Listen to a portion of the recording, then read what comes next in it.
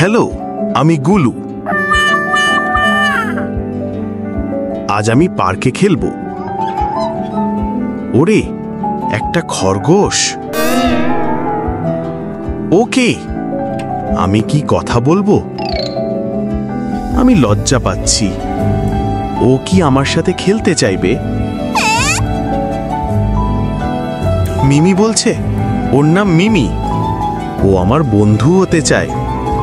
চলো মিমি, আমরা একসাথে খেলবো। দেখো, মিমি কত দ্রুত লাফায়। আমিও ওর মতো চেষ্টা করব।